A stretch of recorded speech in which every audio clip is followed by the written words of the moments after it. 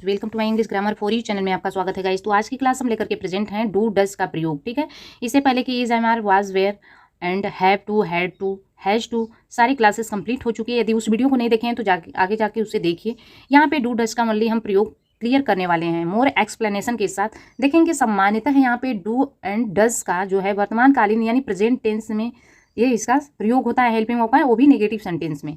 ठीक है, जिसके प्रयोग से प्रेजेंट टेंस के संदर्भ में मुख्य रूप से होता है और इन शब्दों का जो है वर्ड का यूज अपनी इच्छा या इरादे को जानने के लिए कोशिश की जाती है। जैसे आप मुझसे क्या चाहते हैं, क्या चाहते हैं, यह एक जो है इंट्रोगेटिव सेंटेंस है, लेकिन इससे क्या है कि इच्छा की अभिव्यक्ति वर्तमान काल में हो रहा है।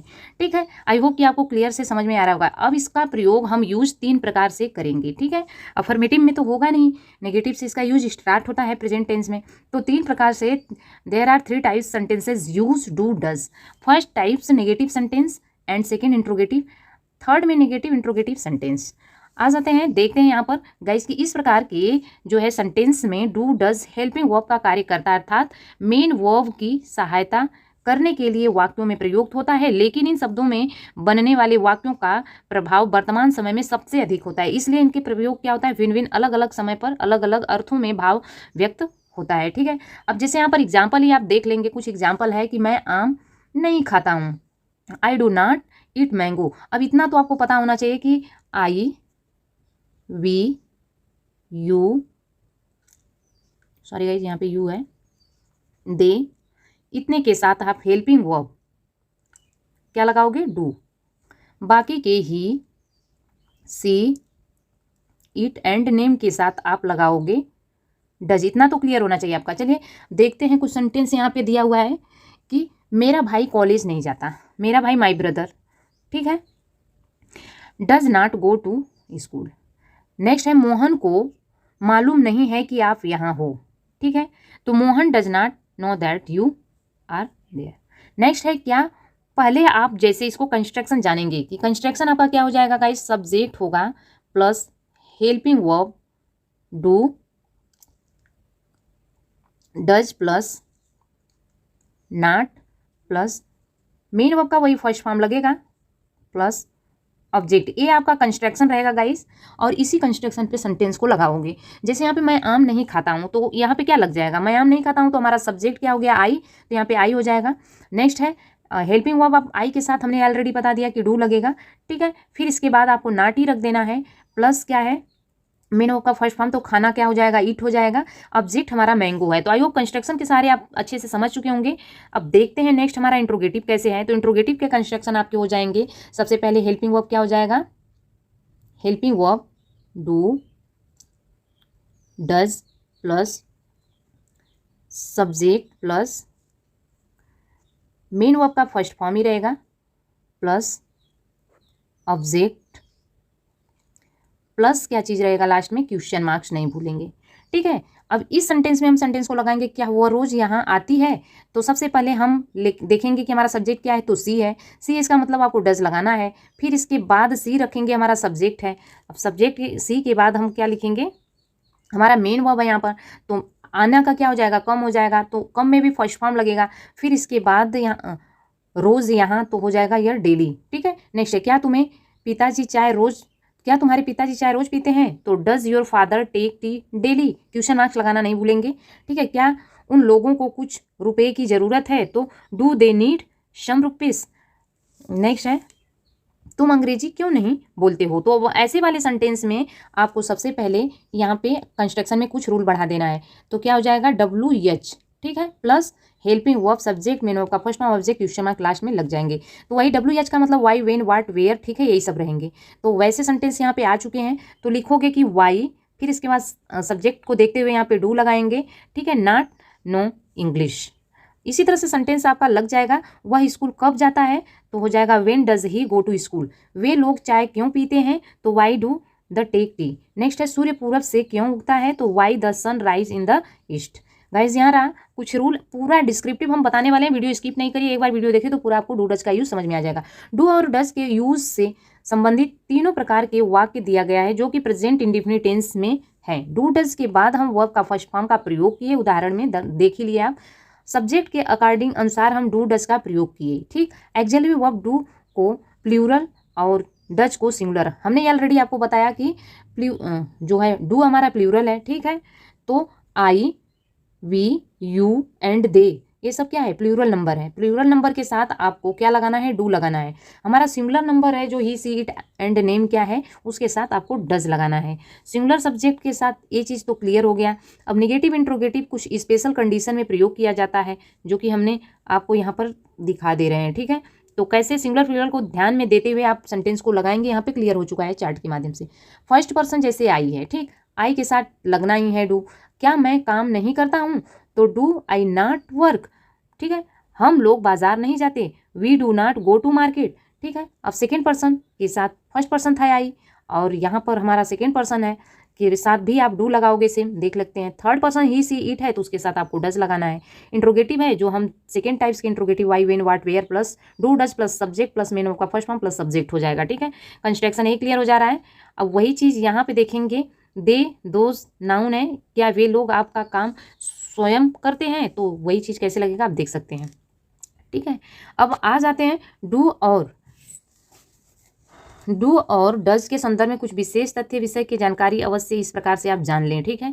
क्योंकि आई हो वीडियो देख रहे हो तो स्किप नहीं करें, पूरा नॉलेज। आई को सिंगुलर प्लूरल दोनों रूप से जाना जाता है। आई जो है सिंगुलर में भी यूज होता है, प्लूरल में भी यूज होता है। डू के प्रयोग के लिए प्लूरल समझा जाता है। फर्स्ट पर्सन का ही प्लूरल रूप वी है, इसके साथ भी डू का प्रयोग होता है। सेकेंड पर्सन केवल प्लूरल होता है, इसके साथ डू का प्रयोग होता है। थर्ड पर्सन सिंगुलर एवं ही, सी, इट सिंगुलर नाउन होते हैं, इसके साथ डज का प्रयोग होता है। दे थर्ड पर्सन होते हैं, प्लूरल के रूप में डू का प्रयोग होता है। यदि कोई भी वाक्य नाउन के रूप में राम, कलम, नदी आदि ये सब क्या है आ जाता है, तो यहाँ पर आप डू डज का प्रयोग कर सकते हैं, ठीक है। अवश्य ध्यान रखें कि डू डज का प्रयोग केवल नेगेटिव और इंट्रोगेटिव में ही होता है, न कि अफर्मेटिव में। अफर्मेटिव प्रेजेंट के अफर्मेटिव सेंटेंस में मेन वर्ब में यस या यस का प्रयोग होता है सिंगुलर प्लूरल के अकॉर्डिंग, ठीक है। आई, वी, यू, यदि वही चीज़ सिंगुलर नंबर है, तो जैसे हमने आपको यहाँ पर ऑलरेडी बताया, ठीक है। आई, वी, यू, दे है, तो उसके साथ आपको मेन वर्ब में एस का प्रयोग नहीं करना है। ही, सी, इट एंड नेम है, तो उसके साथ मेन वर्ब में आपको प्रयोग करना है। डू डज का जो है यूज भिन्न अर्थों में, कैसे उसको जानेंगे, जब किसी भी हिंदी वाले वाक्य में, हिंदी के वाक्य से पहचानेंगे। ता है, ती है, ते है, ये क्या है आपका पहचान कैसे पहचानोगे, इस पहचान के तौर तरीके से, ठीक है। नेगेटिव इंट्रोगेटिव सब्जेक्ट पर्सन और डू डज के प्रयोग किया जाता है। इसके अलावा भी कुछ कंडीशन है जिसमें डू का प्रयोग विशेष रूप से वाक्यों में किया जाता है। जैसे देख करके जाइए, वीडियो स्किप नहीं करिए, वहाँ वही चीज़ हम बताने वाली। यदि नकारात्मक हो तो सबसे पहले आपको सब्जेक्ट जो है डू डज के बाद मूल रूप से प्रयोग में आने वाले अन्य शब्दों का के साथ रखा जाता है। इंट्रोगेटिव हो जाता है, इससे पहले WH के बाद हम यहाँ पर लिखते हैं डू डज रखा जाता है। यहाँ पे आप देख सकते हैं नेगेटिव सेंटेंस डू डज के प्रयोग यूज में कंस्ट्रक्शन है, सब्जेक्ट है do does plus not plus verb का फर्स्ट फॉर्म अदर वर्ड, या आप इसे ऑब्जेक्ट कह लेंगे, ठीक है। तो गाइस ये रहा, जैसे हमने अभी क्लियर तो करा दिया है, लेकिन आप देख लीजिए, मैं भात नहीं खाता हूँ, I do not eat rice, ठीक है। वे लोग झूठ नहीं बोलते हैं, पहचान आप समझ सकते हैं, they do not tell a lie, ठीक है। वह सच नहीं बोलता है, he does not speak the truth. आप लोग झगड़ा नहीं करते हो, you do not quarrel. Mukesh गायों को नहीं खिलाता है, Mukesh does not feed the cows. उसकी गाय दूध नहीं देती है, his cow does not give milk. बहुत ही इजी तौर से सेंटेंस है, आप देख सकते हैं। नेक्स्ट है इंट्रोगेटिव कंस्ट्रक्शन बेस, आप देखेंगे गाइस, तो इंट्रोगेटिव सेंटेंस है, डू डज का प्रयोग करना है, तो क्या क्यों शब्द पहले और बाद में हो।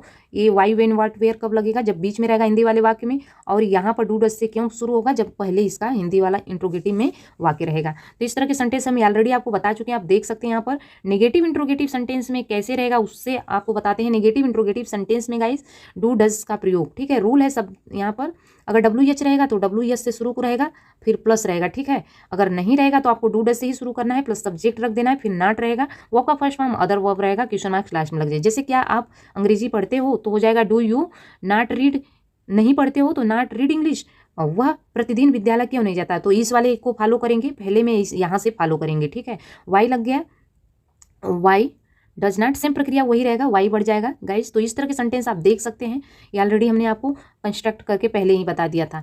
जैसे जोरदार सेंटेंस को बनाने के लिए इम्फेटिक होता है, जो सेंटेंस में डू डज का प्रयोग होता है। किसी भी सेंटेंस में जोर यानी दबाव डाल करके जैसे कहलाता है, वहाँ पर वो वाक्य में वैसे भी सेंटेंस में जैसे पहचान है, ता हूँ, ती है, ते है, ठीक है। ऐसे जोर वाले शब्दों में प्रेजेंट इंडेफिनिट टेंस में हेल्पिंग वर्ब का प्रयोग डू का प्रयोग होता है। जैसे यहाँ पे कंस्ट्रक्शन देख लेंगे और फिर इसके बाद लगाएंगे। सब्जेक्ट है डू डज है, मेन वर्ब का first form, object other word. अब यहाँ पे अफर्मेटिव में ही आपको लगाना है, नेगेटिव का ध्यान नहीं देना है, ठीक है। जोरदार सेंटेंस में मैं वहाँ रोज जाता तो हूँ, तो यहाँ पर डू डज का प्रयोग, I do go their daily. वह मुझे जानता तो है शब्द एक टेक रहेगा हर वाक्य में, देख लेना, अगर नहीं रहेगा तो नाम बदल देंगे, ठीक है। इसके बिना आप नहीं डू का प्रयोग करोगे। अब यहाँ पर डू डज हेल्पिंग वर्ब के रूप में काम कर रहा है, ठीक है। वह उसे पहचानती तो है, हो जाएगा सी डज नो हिम, ठीक। रिकॉग्नाइज्ड भी कर सकते हैं। मैं बात करता तो हूँ, आई डू टॉक, ठीक है। वह मुझे देखती तो है, सी डज सी मी, ठीक है। इसी तरह सेंटेंस लगेंगे। और आई होप कि ये क्लास बहुत ही अच्छा लगा होगा, क्योंकि हमने बहुत डिटेल से आपको समझाने। अब यहाँ पे देखेंगे कुछ चीज़ है जिसे अधूरा नहीं छोड़ के हम जाना चाहते हैं। डू हैव और डज हैव कहाँ पर प्रयोग होता है, ठीक है। तो यहाँ पे जब हैव हैज़ का प्रयोग पास रखने के अर्थ में होता है तो गो, कम, टेक, ईट इत्यादि जैसे मुख्य क्रिया के कार्य करते हैं, तो वाक्यों का जो है अनुवाद डू हैव डज हैव मदद किया जाता है। इसलिए नेगेटिव सेंटेंस में हैज़ हैव के बाद नो का प्रयोग न करके इससे पहले डू नॉट डज नॉट का प्रयोग किया जाता है।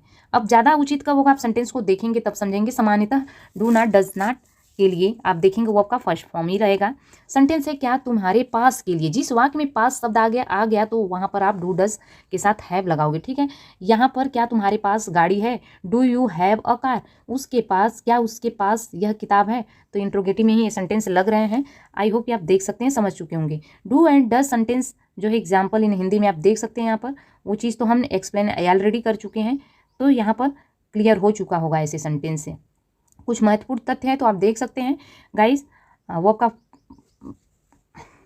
तो आज की क्लास बस इतने ही, क्योंकि जितना भी कुछ था हमने पूरा क्लियर कर दिया। इसके अलावा कुछ नहीं बचा। यदि वीडियो अच्छी लगी तो जरूर लाइक, सब्सक्राइब, शेयर करेंगे। Thanks for watching.